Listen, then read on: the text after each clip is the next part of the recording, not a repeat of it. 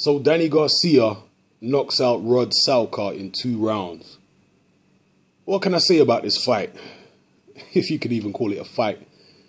Look, many great fighters of the past, great champions of the past, have taken on weak, hopelessly overmatched opposition while they were champions. Danny Garcia is not the first guy to do it. At the moment in boxing, right now, we have a lot of mismatches being made in world title fights, but it's at least against washed up ex-champions or fringe contenders. Whereas this fight here with Danny Garcia and Rod Salka, this is a guy who wasn't even a fringe contender. This is a guy who was coming up in weight to fight Danny Garcia, who wasn't a big puncher at lightweight, who's coming up to face a very big junior welterweight, and it was at a catch weight, which suited Garcia because he could come in even heavier than the junior welterweight limit. So it was a hopelessly overmatched opponent in Rod Salka, who was ranked, I think, 100 and something in the world, not even in the top 100. Okay, so it was a horrible mismatch, but these kind of things have happened before. Great champions of the past have done it. A guy who springs to mind is Julio Cesar Chavez Sr.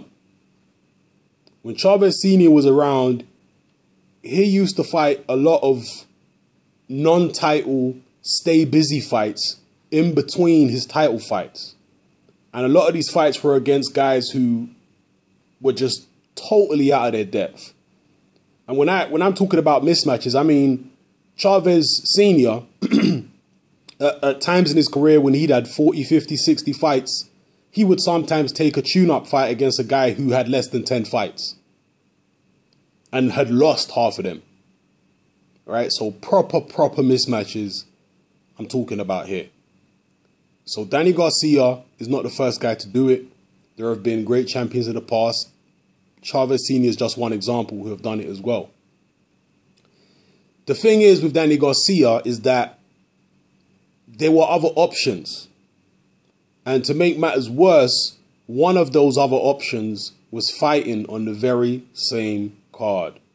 And that is Lamont Peterson. You might be able to forgive a champion for taking a non-title tune-up fight. But can you really forgive him for taking a non-title tune-up fight when he could have been fighting one of the guys who featured on the same card? They're both with the same promoter. They both obviously were available for that date because they both fought on that date. So why couldn't they fight each other? That's the thing that really upsets people.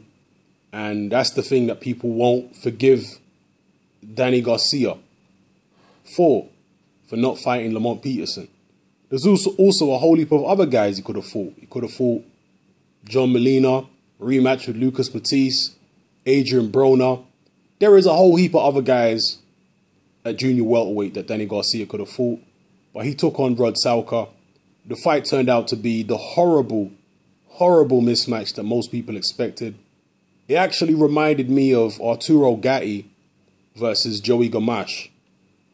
Luckily for Rod Salka, or at least I hope luckily, he will not suffer long-term health problems from the knockout that he suffered at the hands of Danny Garcia, whereas Joey Gamache did when he lost to Arturo Gatti. Anyway, drop your comments below. This is Hatman.